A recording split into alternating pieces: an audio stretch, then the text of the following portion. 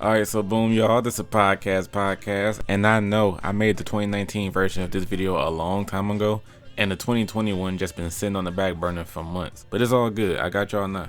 Once again, this video would just be me giving my opinion on every video I dropped in 2020, looking back on it, and even sharing some fun facts about each video that I may not have told anybody. Pretty straightforward, so let's get to it. One of the lyrics in this video was Soulja Boy saying, "Call me a fire hydrant because I bring the hose out." And would you believe I had people saying that line wasn't bad? If y'all let somebody get away with "call me a fire hydrant because I bring the hose out," then I don't want to hear y'all call anything trash. It was also a mess getting around the copyright for the Ty Dolla $ign entry for this video too, because I wanted to play the clip of Ty actually saying his opening line from his XXL freestyle, but XXL be copyrighting stuff like in a heartbeat. Luckily for me, his freestyle in general was just his verse from his song Money Baby with K Camp, so I was able to get the audio from there with no problems. But I still stand by every lyric in this video because those were trash. The first thing I wanted to highlight is actually the promoted artist in this video. I think this is one of my coolest looking promotional cards I've ever made for somebody. But for the actual list, I still think all 5 songs in this video are heavily slept on. A Million by Kanye West, Doing My Job by T.I. the Footman, Feel Me by Lil Wayne, Ski Mask Way by 50 Cent, and Die Alone by Eminem. I seriously recommend those songs to everyone. This is the video where I first spoke on my distaste for Drake and The Weeknd's Crew Love, and I will forever disrespect that song. I seriously have never liked that shit. But I'm gonna tell y'all something about this video that I've never told anybody. So I had a conversation with a hater who was upset about me bringing up older songs.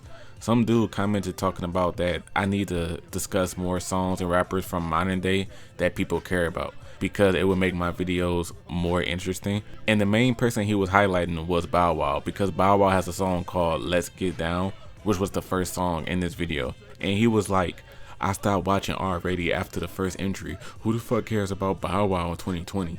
You pressed about a Bow Wow song that came out over 15 years ago? Talk about some new shit." I'm like, you do realize you don't have to watch my channel, right? Like, this nigga was on my ass like, "Why are you always talking about 2000s rap?" Like, my nigga, if it's bothering you that much, you can get on somewhere. The video was called 5 songs that I never liked, so songs that over the years, no matter how much I heard them, I still don't rock with them. So inherently, you're going to hear some older tracks. But if this is something that has been bothering anyone else on my channel, that I talk more about 2000s rap than any other era, just know you don't have to watch me.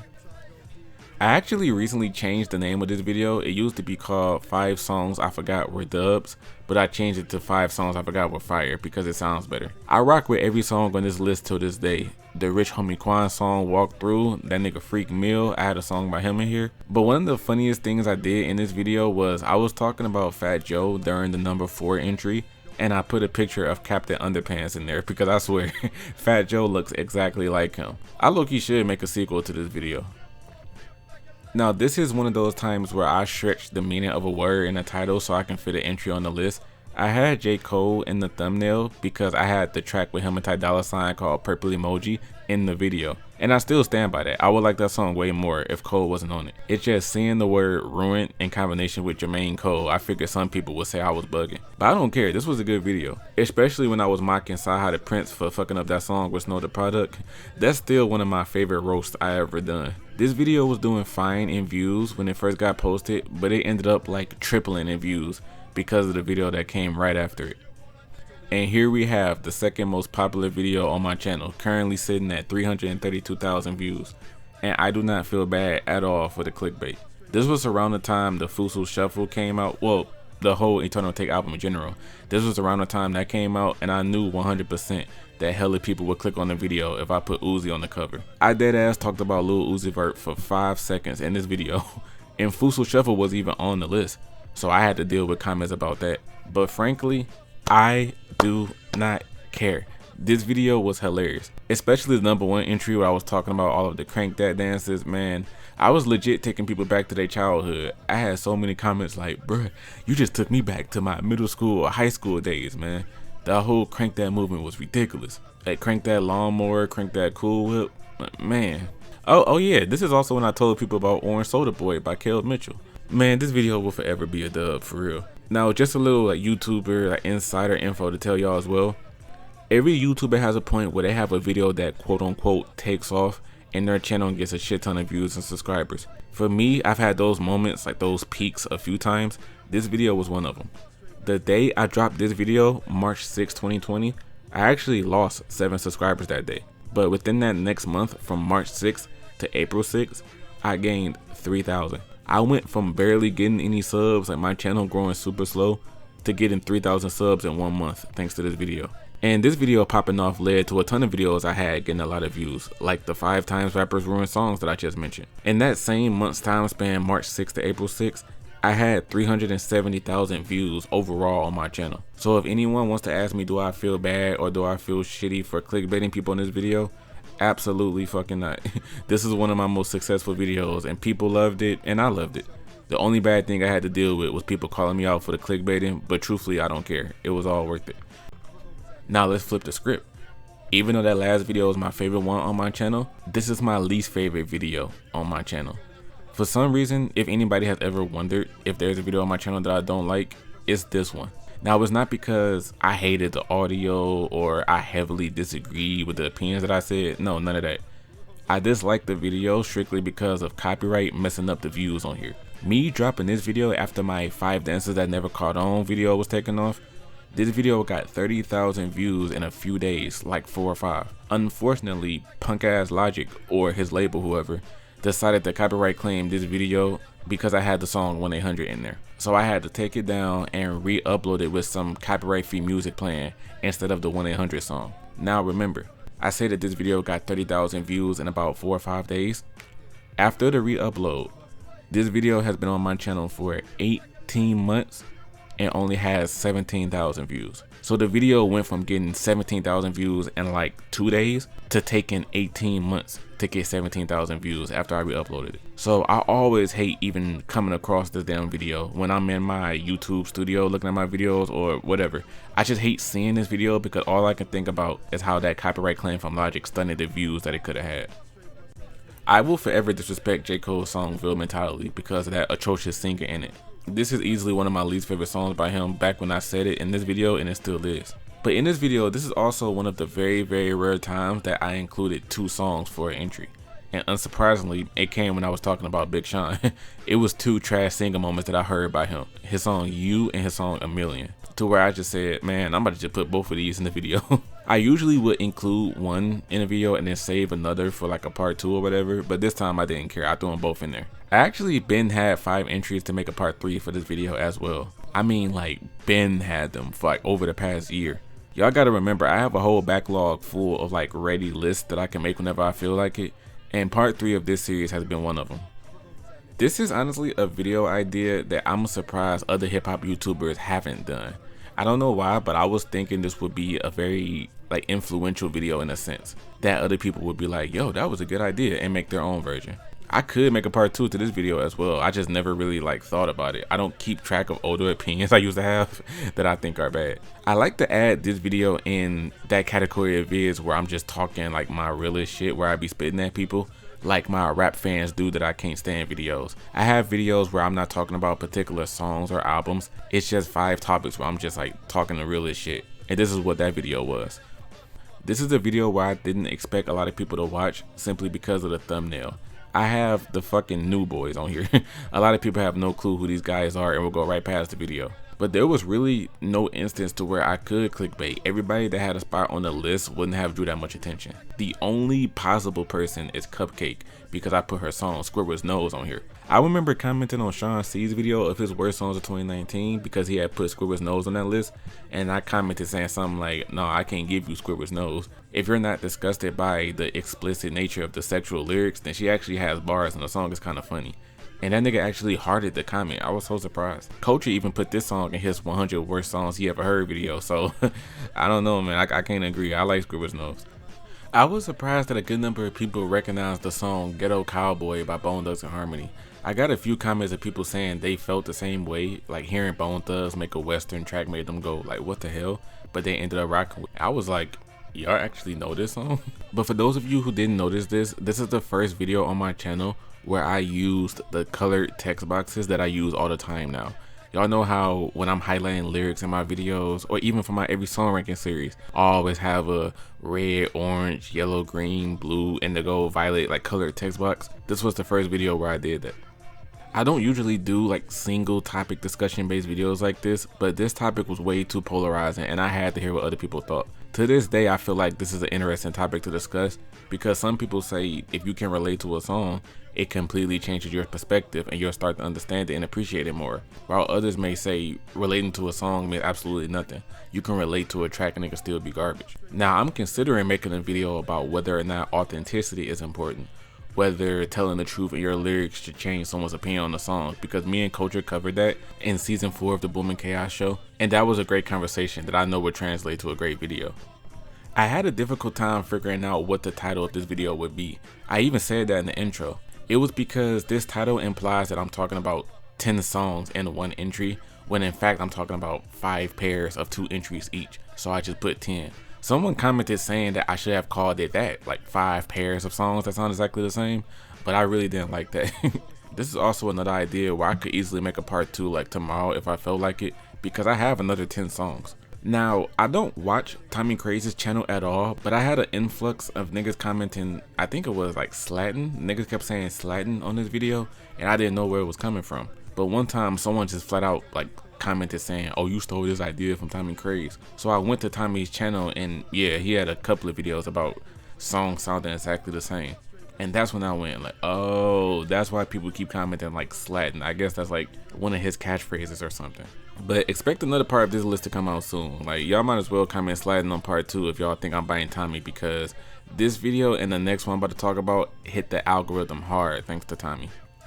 This video went crazy. I got 1,500 subscribers off this video alone. This video got 10,000 views in the first day, and then another 10,000 views the next day. And so the success of the last video certainly followed. And I honestly think the thumbnail helped as well. Seeing Blueface on a video about lyrics flying over somebody's heads will definitely make somebody interested. Now, one thing I should have said at the beginning of this video was that I wasn't saying that these 5 lyrics were some of the greatest rap bars of all time and no shit like that. I simply said these were lines I just didn't understand when I first heard them.